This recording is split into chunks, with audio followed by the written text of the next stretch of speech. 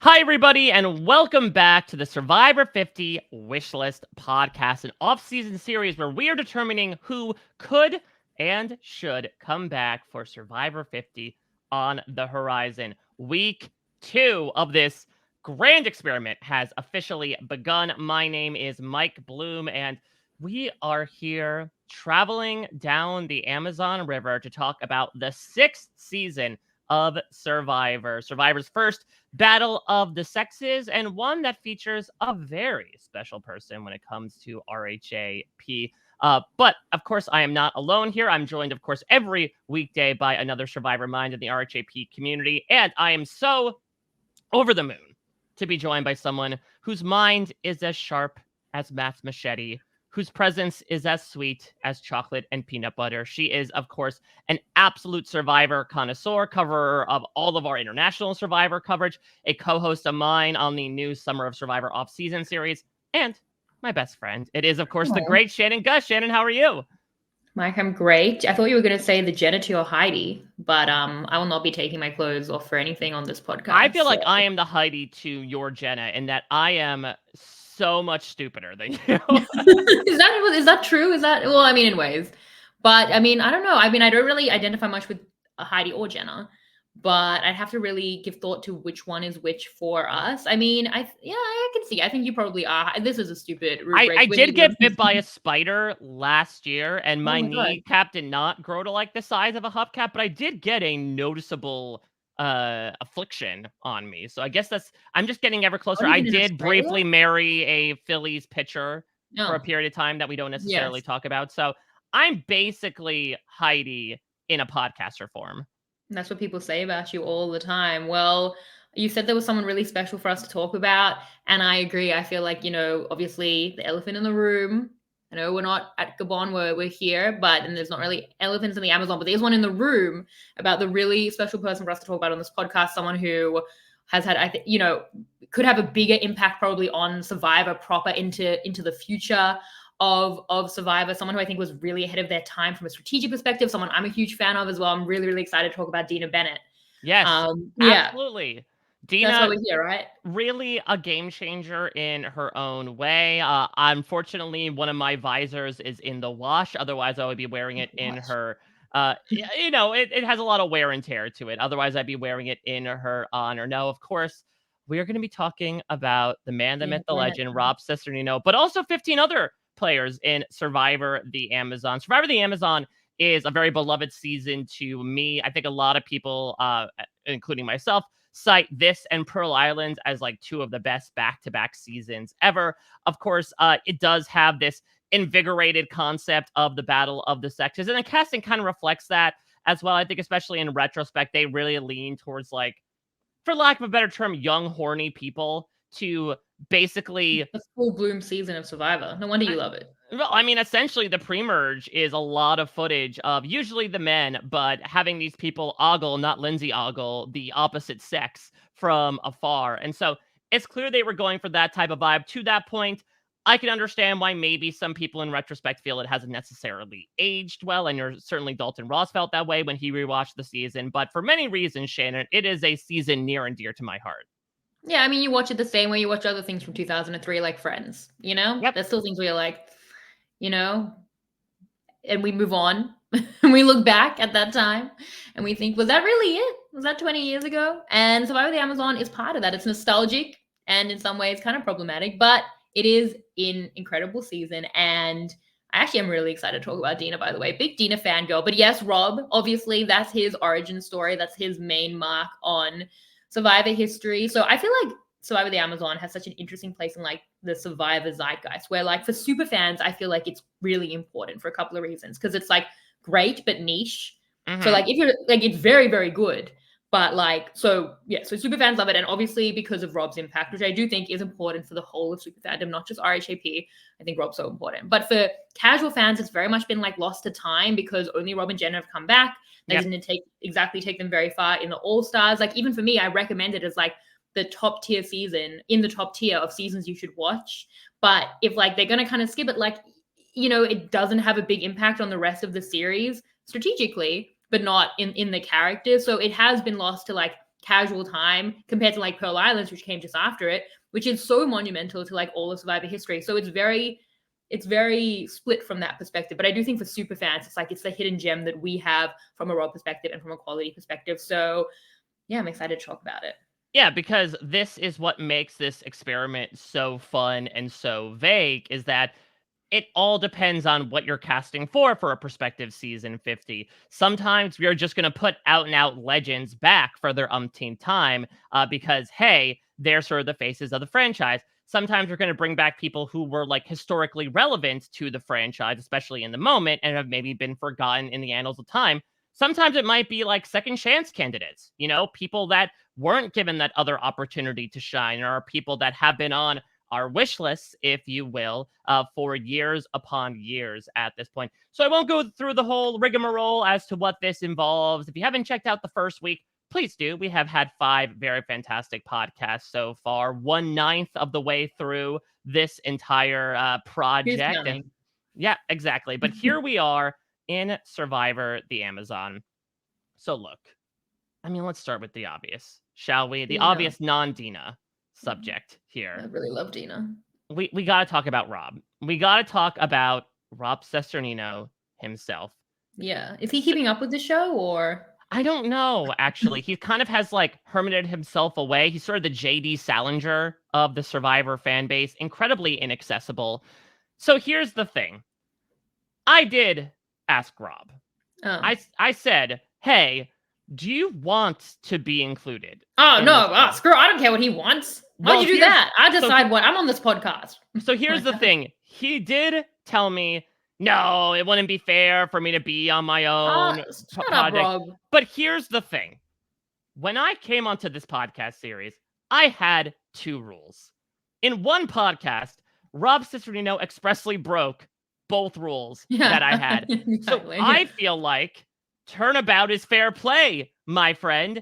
If you have a rule, why don't I break it too? It's you true. know, dish it back to you here. Rules.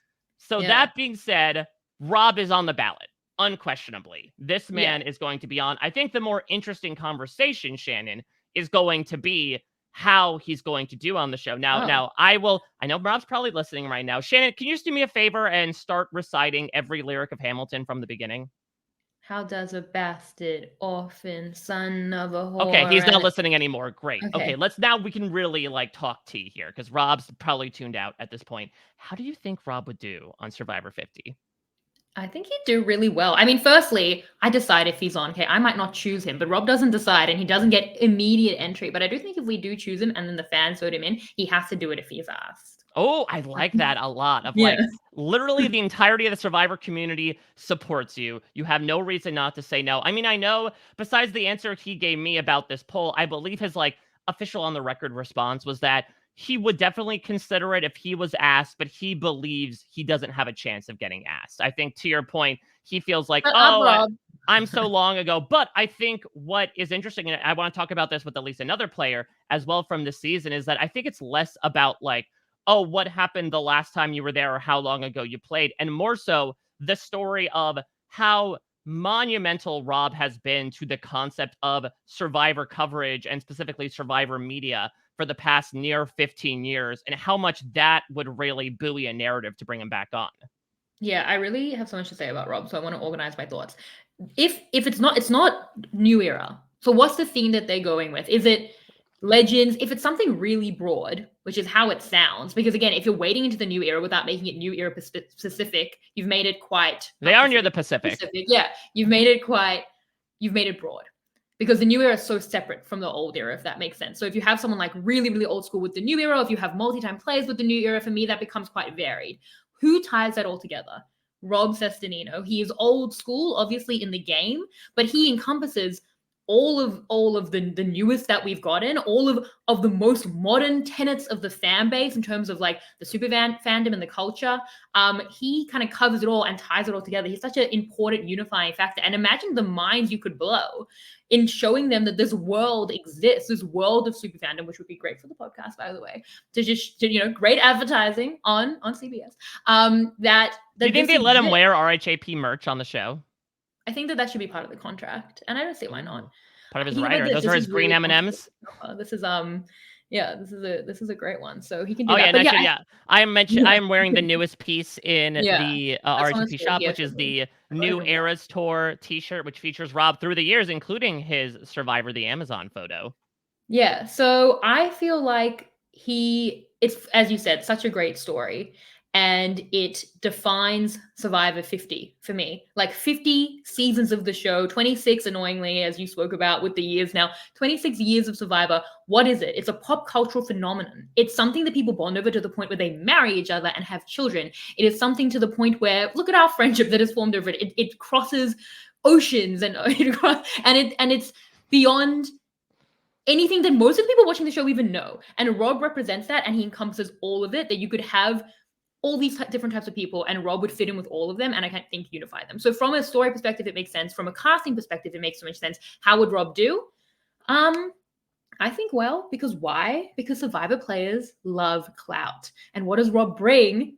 A platform. So if you vote him out first, he could do some damage. Firstly, the fan base. I mean, I think 2025 at the time, you have to think about how people will react to you. We would react negatively and we would cyberbully. As against cyberbullying as I've been, I would be on it.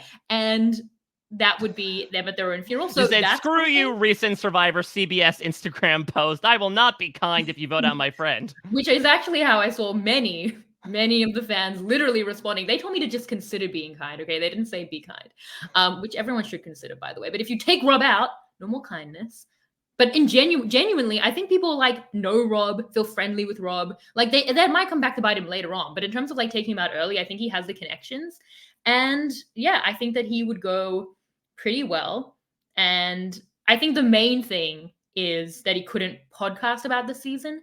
And it might be more important for Rob to podcast Survivor 50 than to be on it for his business. But if they could let him podcast about it, considering Right. all of these players right now are on Twitter and wherever and on cameos doing stuff, Rob's could be a much more official version of that. If they're allowing this, they should be allowing that. And I think that he could play and maybe do a couple of weekly podcasts, and CBS could allow it. And that's my dream, and that's what I have on Rob. Yeah, so I agree. I mean, from a Survivor perspective, it's a little unprecedented. I know, for example, like Tyson, when he was on the Challenge USA, I was think doing Wendell's doing weekly the coach podcasts. right now. When Wendell's doing the GOAT, Johnny Bananas, of course, does podcast while he's Course. doing the challenge.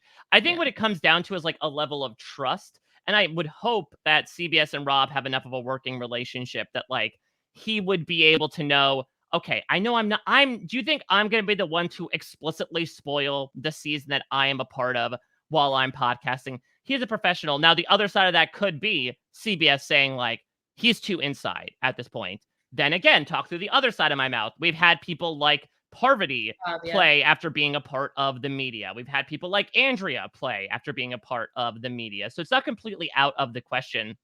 I do Mm. think that for Rob, even if he wasn't allowed to podcast, I do think that it would draw so many eyes to the podcast, even if he was voted out early on. Because we also need Which to is what it remember, is. like we operate in a pretty small community within like the millions of people that watch Survivor overall. From the checking I do it with the Facebook casuals, there is obviously a They don't wide know swath. us.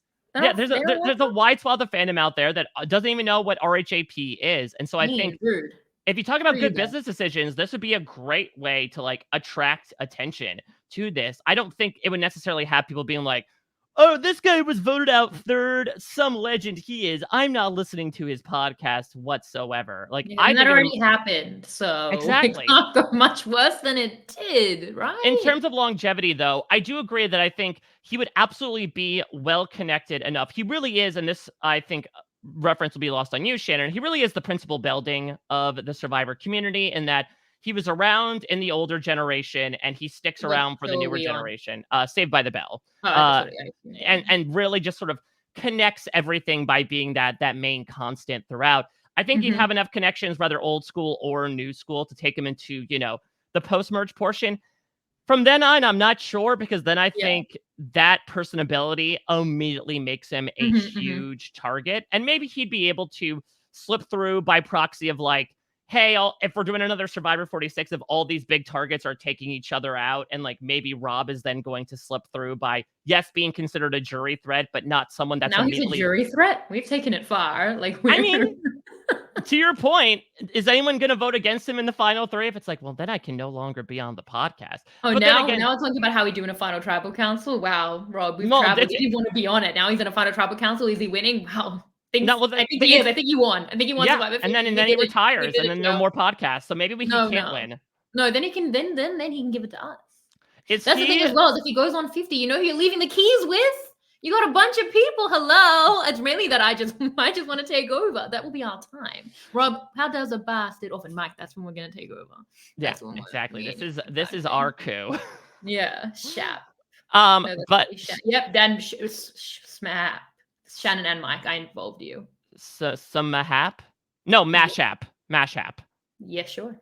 Do you think that, because collusion is not directly allowed, where you're like, I'm going to share the prize money with you if you win. Does it count if you say, hey, if you don't vote me out, you can be on my podcast next season? Does that count as like a little bit of bribery? And Survivor contestants care that much about? Yes, they do. He's going to win. No, I genuinely think if I were to predict how Rob would do, he would get through. He's genuinely friends with a lot of people. He's well connected. Maybe some of the most well connected that we have, as you said, across the era, certainly so. So the early game, fine. Late game, that connection might come back to bite him when those people use it against him to, like, you know, gain his trust and blindside him. But Rob has skills, don't forget. Maybe he'll be onto them. But let me just say, if it's you, if you're the one doing that, if you're blindsiding Rob, I will find you and I'll hurt you. Oh my God, Shannon! What? I don't want them to blindside Rob. It's making me sad. We're the one who forced him to go on the season. I'd feel terrible. Yeah, but how many people I've already taken over his podcast. Like, he needs to get something too. Yeah, like, we don't negotiate with terrorists. I'm gonna gun for Rob even harder now. Oh, we'll be on them like anything. You'll never. You know what? If you come to hurt me, you know what I can use my $1 million to buy? Hired security to stave you away. I could pass the security. I'm in Australia. It's like my back is a lot worse than my bite. Yeah, you're from a country that was founded by prisoners, right? So you've got that blood in you. Yeah, I love that part about history. Look, I'm gonna say, I'm not a threatener. That's not me. I'm a pleader. I'm a beggar. Please don't vote out Rob. Please, I'm asking you nicely. Is it wise to spend a quarter at this point of the 50-minute podcast talking about just one person, even if it is our boss Rob? Yes, because not Boston Rob. Yes, because boss Rob, not Boston Rob. I think there's a fair chance that now that he's on the poll, that he might get voted through. If he doesn't get voted in, by the way, I mean, I would almost more than the players. Like, what? I would almost kind of applaud the audience on the level of trollishness. No, like, that is a new level. All of you, no. Rob is going to be on the thing because we've decided. And you're going to vote him in, and then he's going to play. But if you're listening to RHAP and you don't vote Robin, why are you here? What are we doing? Well, to answer your question, though, I think this is, so far through 5 seasons, one of the most interesting cases, though, of someone who we know is obviously well connected with the community. There's not a lot of what ifs of like, okay, do they catch up with the show? We obviously know this. Are they connected with the new era people? We obviously know this. So, like, I think this is going to be a little less of a speculative talk, and for Rob, at least, more of a, okay, if he is on, how would things go? Which we haven't really been able to say about any of these other 5 seasons of players. Yeah. Yeah. I mean, that's all we can speculate on because you spoke to him earlier. So the rest seems pretty concrete.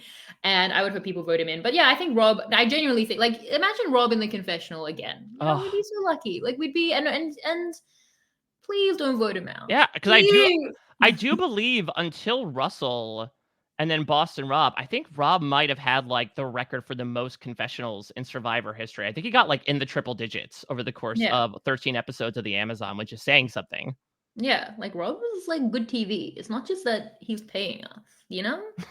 But it helps. It certainly helps. No, Rob is one of the best characters in Survivor history. He's one of my favorite players in Survivor history. I just don't think about it often because he's also my boss and friend, you know? Yeah. But yeah, like at Marianne's wedding, it's like, oh, is the only old school player there Gabby? It's like, what about Rob? It's like, oh, Rob, you know? But like he's still, but no, Rob played too, and he was great, and he was great TV, and we'd be so lucky to have him on. And he's actually pivotal to the season, as we said, because he unifies the theme and he speaks to what Survivor 50 is, and that is the impact of Survivor 26 years on. So it's done. Yep. Is that we're shaking up the magic 8 ball. We're saying likely. Oh, I should put my magic 8 ball. It's in the other room. I'm really irritated at myself. That's right there. I never use it. Okay. By the way, so I was talking with Chantel about like what are they called luxury items now because we were talking about Pascal's flag. I believe they're called comfort items now, even though they don't really use them anymore. I call them like object of affection, which is a very I don't odd think they still term. got it. No, they got them in Co-Wrong explicitly as a reward. They still get them. I think they still bring them, but they're not like given to them in the season. Right, I'm gonna bring my Magic 8 Ball onto Summer of Survivor. Yes, I mean you're just gonna be accumulating props, Yeah. carrot top by the end of this. I'm not gonna make any decisions. The Magic 8 Ball, the bingo balls, only balls will tell me what to do. That's very Survivor Amazon. That was that tribe. That's all meant Well, tribe. let's start getting into the rest of the cast of Yeah. Survivor, the Amazon, because I think by proxy, the rest of them will have us between a rock and a hard stone here. Let's start as we do with our final two. We have, of course, Jenna Morasca, the only other returnee from the season besides Rob, and Matthew von Ertfelde.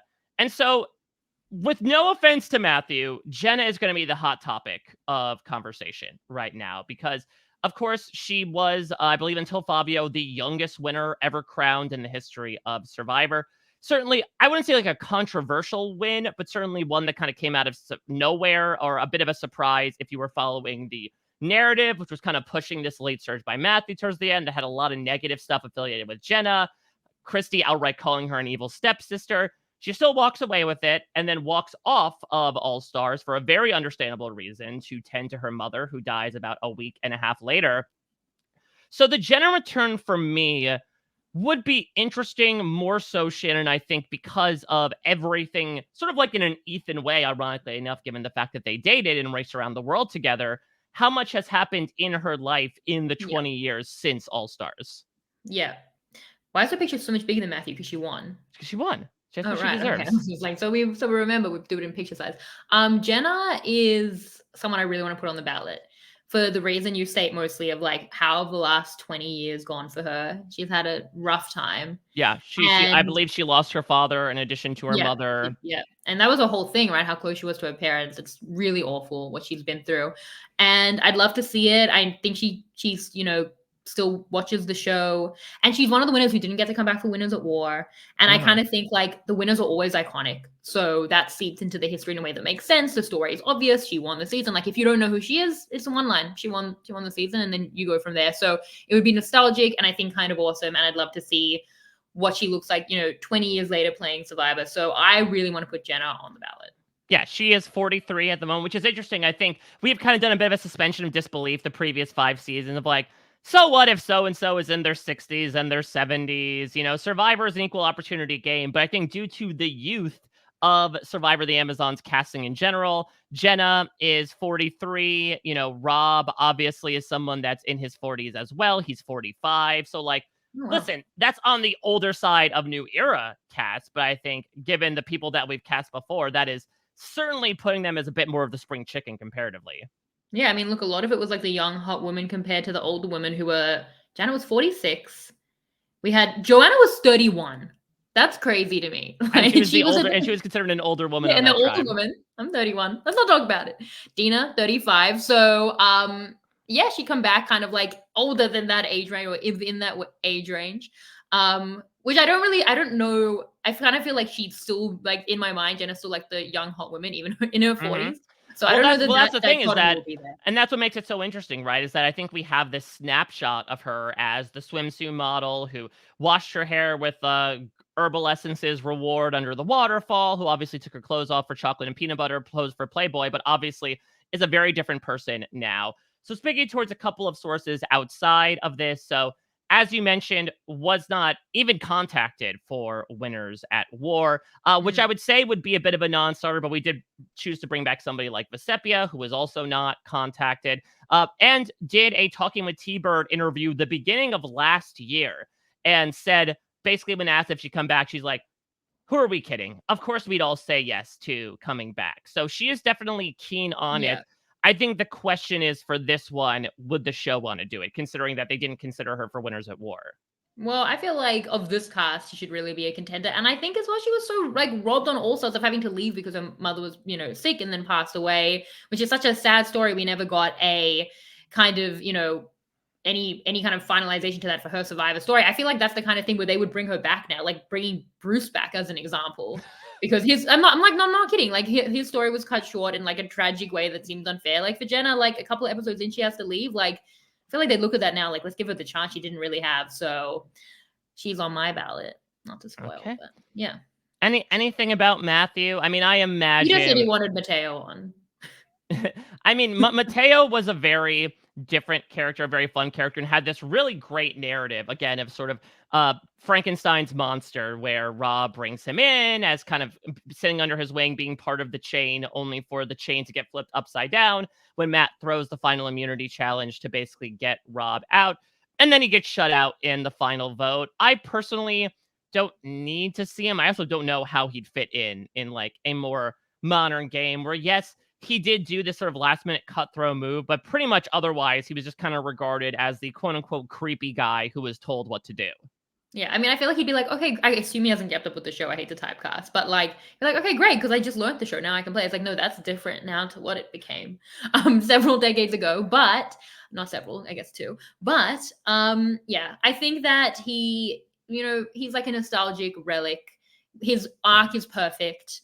It's such a fun part of like old school Survivor history. And you don't ruin that. You let sleeping dogs lie. So that I feel like we've seen Matthew on Survivor. It was perfect, and I wouldn't want to progress that any further. All right, well, let's move on from the sleeping dogs to the pound here of our Rob, jury. we should We talk already more talked about about it. Rob. Yeah. But by the way, this is his All Stars picture. I realize, not his Amazon Oh my picture. god, But how could you? How we dare you? have They Butch. should all be getting like smaller and smaller. Well, then it's just going to be As like a pixel big yeah, for that's Ryan great. Naked, and that feels Yeah. insulting to Ryan Naked. That's pretty cheap. Okay. But Well, we have it's your own formula. It's your pattern. So But we have Rob, Butch, I guess my soul sister in Heidi. We have Christy, Alex, Dina, and Dave. I think the first one I want to check in on, and I do not think she would say yes, but Heidi. Is there any yeah. legs to like casting Jenna and Heidi together, considering how, I mean, they were one of the only pairs in Survivor history, Shannon, to do a dual confessional together. Yeah. Is there anyone you can think of on this cast that you would want to see back? Anyone? Anyone at all? I think I wouldn't have Heidi and Jenna together. That feels like a lot. We brought back this duo from Yeah. season 6 who no one really remembers. Like you get one, and then it's the Heidi versus Jenna. Peter and I argued about this before the podcast. He said Heidi because like Heidi was the bigger threat. She went for being the bigger threat, right? And then Jenna was left to kind of win the game. Heidi has arguably had a more prolific life since. Yes, of Not course. to disparage Ethan, but Heidi married someone more famous, a baseball player who was someone I don't know, but other people might know. Mm-hmm. The Cole casuals might Hamels, be like, yes. yeah. And I didn't know what his first name was, so I just had to be like Hamels baseball, and I found Cole Hamels, and people would be like, oh, she was married to Cole Hamels. Not a strong storyline if they did split up, which is what the Daily Mail taught me. But I still think I would choose Jenna over Heidi. I think like once you're a winner, like that is a self-fulfilling prophecy of the way you're baked into history. Like she won.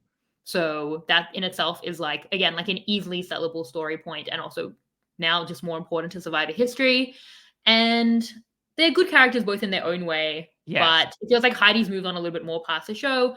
Jenna seems a little bit more invested and won the game. So I would go with Jenna, and I wouldn't do both.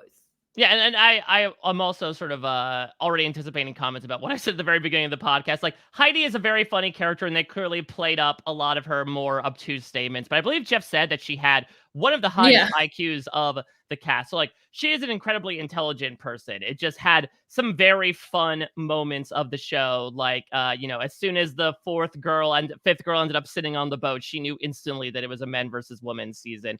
I agree though. I think that Heidi, well, it would have maybe been fun to see her like even during a Micronesia time. I feel like that time has kind of passed. She's kind of moved on with her life, and I do feel She's like a fitness influencer. It seems like now. Okay, so she would be at least in fighting condition. Oh, she is. Back. Oh, she's in nutrition and all of that. So yeah, but I do feel like Jenna also has that potential of like a little bit of the Michelle on Winners of War storyline, perhaps of like people thought I shouldn't have won. Yeah. Why I want to come back and prove myself. Jenna, also a bit of a game changer. People might not remember, the first to ever give up individual immunity. And I believe so far, besides like Burton, who already had safety, the only person to give up individual immunity and survive a tribal council. Yes. Well, in US Survivor, true. But I also, I feel like, again, Amazon hasn't made enough of an impact on like, again, the broader culture of Survivor. So being like the winner of the season, you don't remember, but like you get she won. It was important. Maybe you don't know about it, but it was. That's a lot more sellable than like the 5th place, who was like the partner of the person who won. So Jenna won in the season, and also in our choice between Jenna and Heidi, we could only have one. And then who else here? I mean, Dina. Let's talk about it. We can jump to Dina if you want to. Oh, do Of you want to course. talk? Are we doing it in like an order of relevant people? It doesn't necessarily matter. We can jump to Dina because I know you're chomping at the bit to discuss her. I love Dina, by the way. She's great. I love Dina. I love Dina Bennett. Let's have Dina on the ballot for these reasons. Okay. She's great. She was like strong female archetype. She was 35, but yet she was sold as one of the older women. It's fine. And that's, listen, she's mid-50s basically right now, and by the time she get on the show, but again, we are putting people in their 70s and sometimes veering on 80 on this show in the ballot. She's great. I'm sure she's doing great. She watches the show. I checked out a Reddit AMA, went on Reddit for Dina, and she watches the show. She said she probably wouldn't play, but then she was like, maybe, and I'm like, she can be convinced. My cardinal rule with this series is basically like, if you don't explicitly say no, we're going to consider you. Yeah, Dina was also ahead of her time strategically. She and Rob teamed up, like they could have been a formidable duo. And then it didn't go that way for Dina, and then she did not start a Survivor podcast, but she was innovative strategically. Well, yeah, 2003. Because if I recall correctly, like they had made this big, super alliance at the merge against the Roger coalition, which was him, Matthew, and Dave. They get rid of Dave, and Dina gets a little bit of big move-itis, if I remember correctly, where I think she tries to turn things onto Alex, and then as a result, everyone turns onto her. Yeah, big move-itis. She was ahead of her time. And she was I think she was really fun. And I think that she's like the perfect person for 2025, 2026 Survivor. Like, she is mother, I think. So, okay. Yeah. Perhaps, this will come out after we've done Survivor Mothers versus Moms, but are you prognosticating something that the audience has already known at this point? Or are you going to put her on that ballot as well? No. I mean, I can't think about who I'm putting on all of these ballots. Like, it's overwhelming. But she's a strong, smart woman, like all the time. That's someone I want to cast. And I genuinely think she is underrated. And like, is the story super sellable for Survivor 50? No. Are they going to cast her? Probably not. But it's a good casting choice. And if they want to go for like the old schoolers who got missed, it's unfortunate that Amazon is season 6 because it doesn't have like the seasons like 1 through 2 of like they were really like right, like all eyes were on the foundation, point. Yeah, and they were like part of that like pop cultural moment. But I still think she should be on the ballot, and I don't think that she'll get through on the vote. But I will be rooting for her. Please vote for Dina, please. All right, so we'll put a pin on this. I think you made a very good series of arguments, so I think we can certainly. I think, not to put the cart before the horse, but I do think that we have Jenna and Rob locked onto our ballot, and I think we can sort of entertain if there's anybody else. Dina. I think you put in a good argument for Dina. I'll touch upon a couple of other people here. Let's dote upon the person that she tries to gun for, who Rob then guns for in the very next vote, which is, again, a pretty game-changing moment in Survivor history, as much as, like, the fall of the Road to 4 is a big thing, and Rob said he was outwardly inspired by it. Rob was really one of the first people to, like, individually flip from alliance to alliance, which again becomes something that inspires Johnny Fairplay and a lot of players subsequently. Any thoughts on Alex? Yeah. Look, Alex was very important to the season. One of the people that makes the season fun and what it is, and structurally his blind side is massive as well. But I feel like Alex has kind of missed his time in the way that Amazon was forgotten about. Like, had Amazon been at a different time right before a fans versus favorite, like maybe he's like the hot guy who gets into the next season. But even if it had been a bit earlier and there were like a few people coming back onto All Stars from Amazon, that could have been his time. But now that it's 20 years later and he hasn't come back, like I feel that that's over for Alex. Yeah, and also certainly at the time, like he was, I think, a triathlon coach as well. So he was one of the more athletic people out there. There also could have been a fun second chance narrative where the reason why he goes out is because he basically tells Rob, like, yeah, you're going to go out in 4th place when our hot well, he said he was going to vote for him. That could have gone anyway, but yeah. Yeah, so I think it could have been fun to be like, all right, I got to learn from my mistakes. Listen, he's involved in the Survivor community, but in a very different way, in that he encounters Survivor every day. And that, I don't think people know this, but he is part of I want to say one of the only successful cross-tribal or cross-seasonal relationships that we've had in Survivor history where, Shade at the other ones. But well, listen, sorry, David Murphy and Carolina. We'll get to that, I guess, in Redemption Island, but Alex is married to Kim Powers, the sixth place finisher from Survivor Africa. Yeah, did she get in on the vote? No, she did not. Oh, unfortunate for the Bell Powers household. 0 for 2, but yeah. Yeah, I mean, maybe if there was a blood versus water that was all returnees, I don't know how you feasibly do that because there's only a handful of them that are related to each other. What, 20 people? I think you'd have to do like 16 because you would have some of the married couples, but then you'd have to do like, I guess, relatives from the first blood versus water coming back. Yeah, you could do all the blood, but that doesn't count though. That's not cool. Well, I was thinking you could do Nina, but that's also a blood versus water. Yeah. And she's global. No, yeah, you'd really struggle. You'd really struggle. I You will could have also a say, Hans though, or two. You'd have to get Russell Hans back on. oh boy, all right. Yeah. Well then, Yeah. that concept is just cut loose at that point, like Yeah. the machete that hit Alex in Yeah. the face. I will also say, I think Alex's presence also plays even better in retrospect, considering that I believe wasn't he the one that was like really the most vocally against Roger's anti-gay marriage argument in the moment, which was like very progressive for 2003. Yeah. Well, I think people would like Alex, but his time is done, unfortunately. So, yeah. Well, talking about someone who is a game changer and in the rarefied era Survivor contestants, I do want to mention Christy because, of course, Christy, first deaf contestant in Survivor, is going to pave the way for someone like Nina in Survivor Worlds Apart. And I would even argue someone like Matt from last season of Big Brother in terms of showcasing, yes, the increased difficulty in playing a game like this with a handicap, but being able to prevail perhaps in spite or even because of it. What do you think, Shannon? Has Christy stood the test of time to warrant a return appearance? No, I don't think so. I feel like Christy, again, great part of that season, really contributes to what makes Amazon great, much like Alex. But I feel like, was she really even understanding what was going on then? Like, it's going to be a lot for her now. I mean, listen, yeah, I would actually love Christy to come back and be on another jury and cast another controversial vote just to continue the cycle. Controversial jury votes. Yeah, I mean, look, if that really was a mistake, try it with the shots in the dark and it's a lot, even though apparently, for Christy that it wasn't a mistake. I don't know what the rumors are, but I was just reading Dina's AMA, so that's where she said that it wasn't a mistake. But yeah, I feel like Christy, again, like she's a relic of this season. And like Mateo, it's like she fits perfectly into the puzzle of this season, but like it's not for 2025 to 6 Survivor. Much like, Butch as well, relic of the the fire, iconic. Undercover Butch, something we've spoken about for decades. Butch would kill the fire making challenge, by the way. And I mean, he would kill everybody because he'd burn tribal council down. Yeah, you wanted a record-breaking fire. Well, we're all dead now. Yeah, I mean, look, and he'd never get there because they'd vote him out. He's like so good at fire. It's such a central component of the season now. But look, we've talked about Undercover Butch. That's always been the name, right? If the person we'd put back on that people wouldn't know.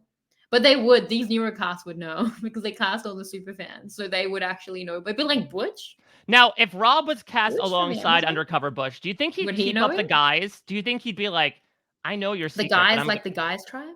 Yeah, exactly. But do you think he'd keep it where he's like, listen, I know, and you know that I know, but like, as long as we keep working together, I'm going to keep this a secret. Butch would be like, and who are you? Like, Butch doesn't remember Rob. Like, that's the thing. Like, I remember you, Butch. That happened with my dad and Nick Jonas. What?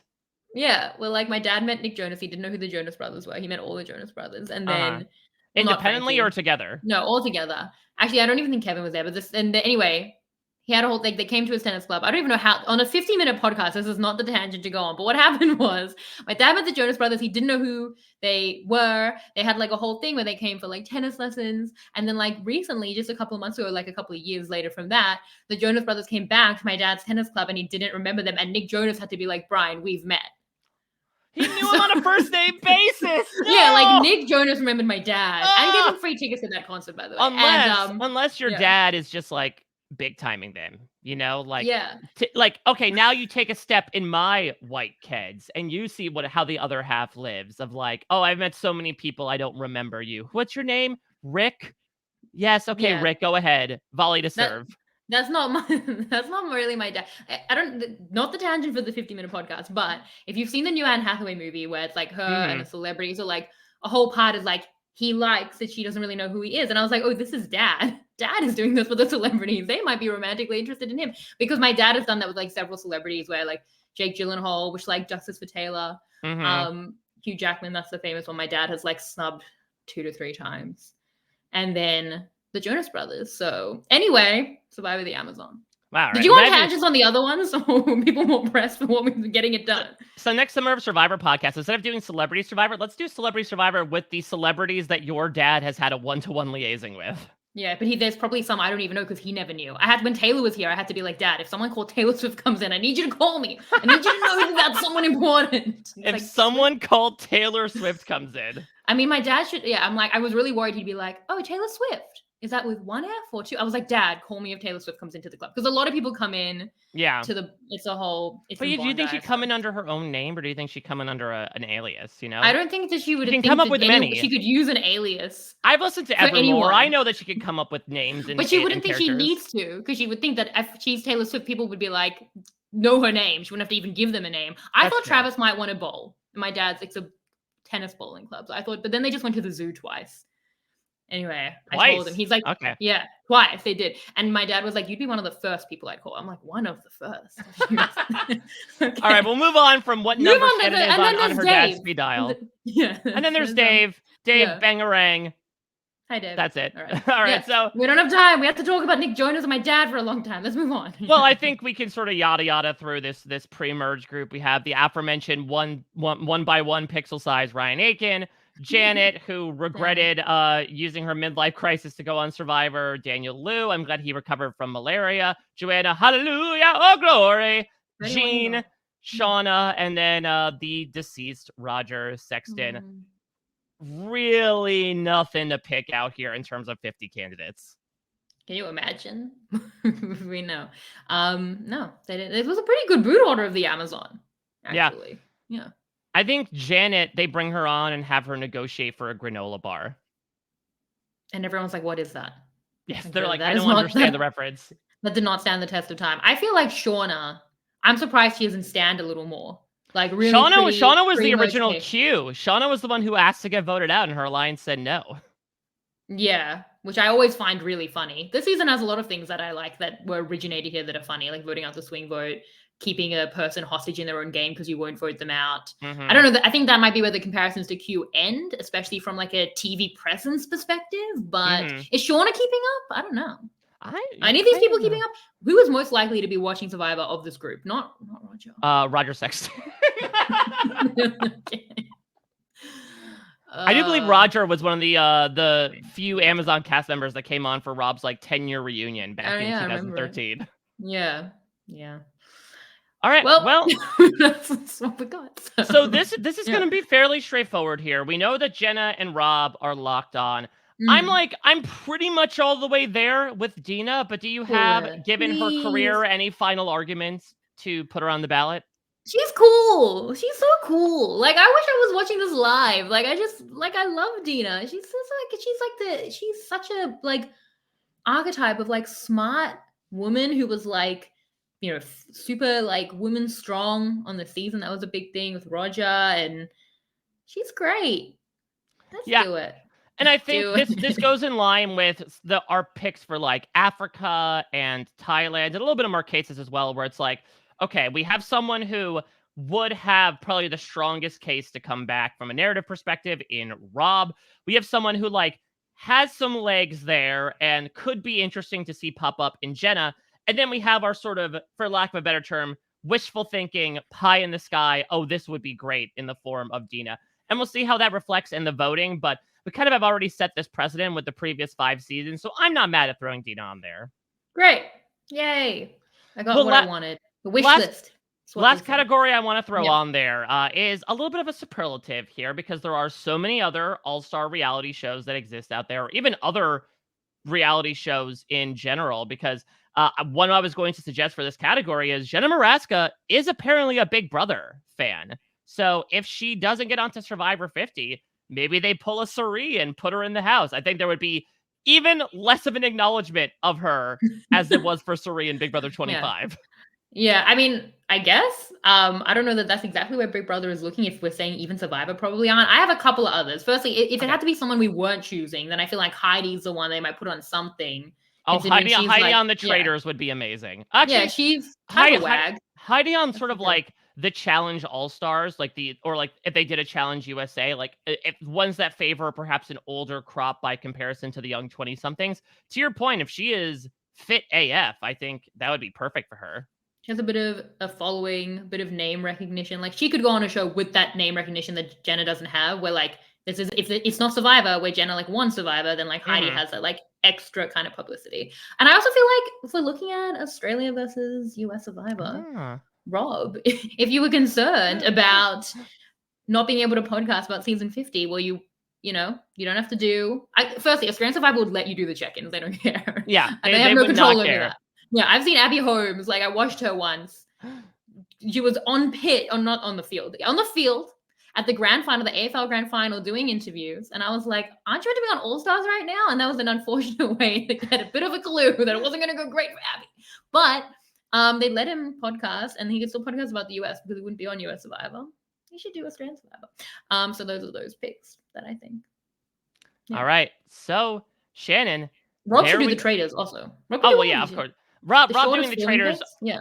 Honestly, okay, what do you think is the greater chance here? Unfortunately, I think at the time we're talking, casting for season 3 of the Traitors has come and gone. But do you Mm. think Rob would be more likely to do season 4 of the Traitors or Survivor 50? Traders. You think so? I mean, I think Because I that makes think like sense. if they're asking, he would like he'd definitely do it.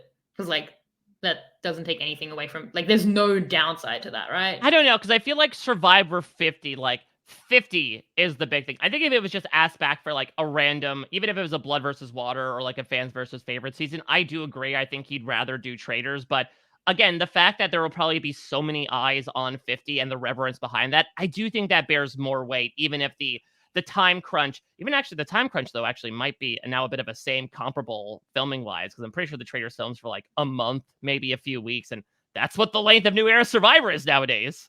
Well, I once tweeted about this. People were like, "No, it's longer because there's like filming days." I mean, the traders is over like in like game time. It's like 2 weeks max. I Yeah. understand that that's not how television works, but I don't think it's much longer. I think they film for like 3 weeks, and then I guess if you go out for like pre-game and stuff, it does end up being a few weeks. But I mean, Robert talked about Survivor being a vacation. How much more is the Traders? Castle, apparently a very average breakfast, but still Yeah. breakfast. I would love that though, just to have him bring his closet of Alan Cumming take off Yeah. outfits to then wear to the breakfast to compare directly to Alan and have Alan be like, I see you've stolen my look.